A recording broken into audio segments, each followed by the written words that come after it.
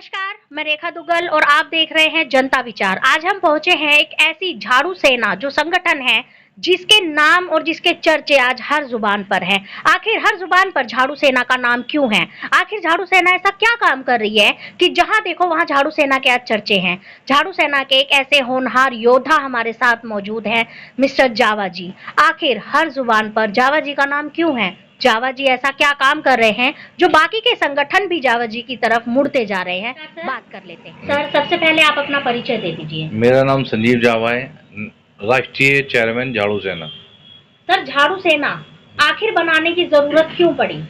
झाड़ू सेना बनाने की मूलभूत जरूरत एक ही बात पे पड़ी कि पिछले 14 साल से निगम के अंदर भारतीय जनता पार्टी की सरकार है।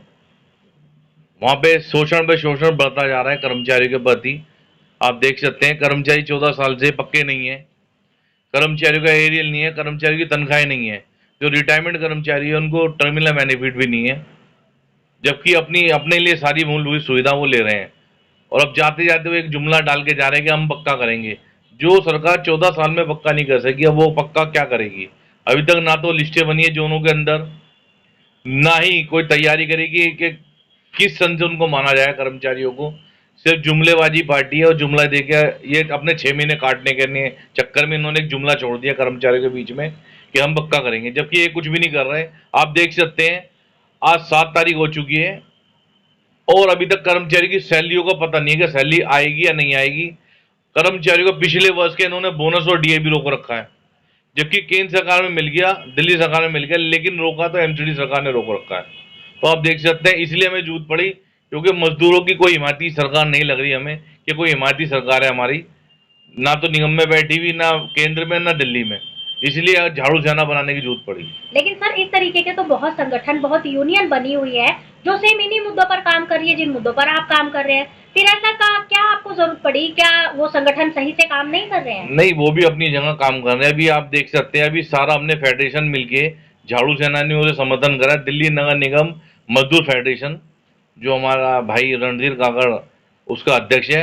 अभी आप देख सकते हैं दिन ब दिन फेडरेशन और झाड़ू सेना अपने प्रोग्राम खोलती जा रही है। अब अगला प्रोग्राम अभी आज हमारा 7 तारीख का था, अरविंद केजरीवाल जी के निगम के बाहर बैठना था हमारे को, और हमारे से रामनिवास गोयल जी ने मीटिंग ली उसके उपलक्ष्य में। वहां एक अच्छा संकेत ही आया कि निगम में जो कमिश्नर बैठा हुआ है उन्होंने कहा वो हमें आदेश तो दें, हमें लिख के तो भेजें कि भाई कौन कितने कर्मचारियों को हमें 1 करोड़ रुपए देना, हम तो देने के लिए तैयार हैं। तो उन्होंने ऐसी बात मानी और टर्मिनल बेनिफिट की बात मानी कि हमें लिस्टें बना के क्यों नहीं देते कि उन्हें कितना पैसा चाहिए इन कर्मचारियों के लिए, क्योंकि निगम में बीजेपी की सरकार है, ये बीजेपी की सरकार के गुलाम है ये अफसर। जब तक वो आदेश नहीं करेंगे इनके आका ये आगे रिपोर्ट नहीं भेजेंगे। लेकिन सर, कहा जाता है कि केंद्र सरकार जो है वो खासकर दलित समाज के लिए काम कर रही है और सफाई कर्मचारियों के लिए तो बेहतर भविष्य के लिए वो नए नए नियम लेकर आती है। मैं आपको बता रहा हूँ, नियम तो बात की बात है। पिछले 15 साल से निगम में बीजेपी की सरकार है और केंद्र में बीजेपी की सरकार है।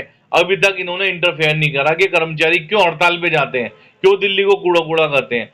अगर इतने हिमायती होते तो केंद्र सरकार हमारे को बुलाती, हमसे बात करती, लेकिन आज तक ऐसा नहीं हुआ।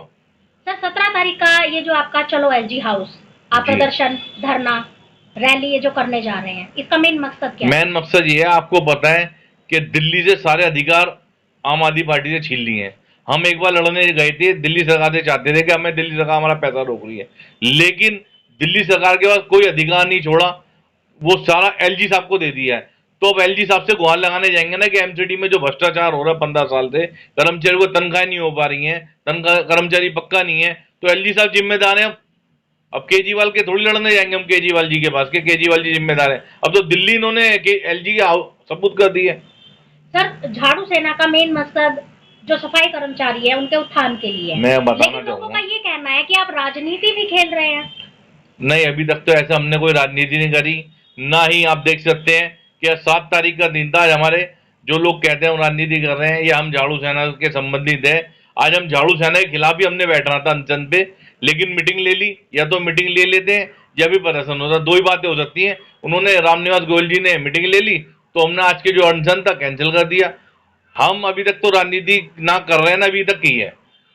तो सर, आपका झाड़ू सेना का जो आगे भविष्य में मेन मोटिव क्या रहेगा? मेन मोटिव ये, जो सरकार एमसीडी कर्मचारियों का भले के विषय में सोचेगी उसका हम समर्थन करेंगे, जो नहीं करती है तो हम उसका विरोध करेंगे, चाहे वो कोई भी पार्टी हो, चाहे दिल्ली सरकार हो या केंद्र सरकार हो। सर अगर अब एलजी हाउस का जो आपका दौरा है, अगर ये भी विफल रहा, फिर आपका अगला कदम क्या रहेगा?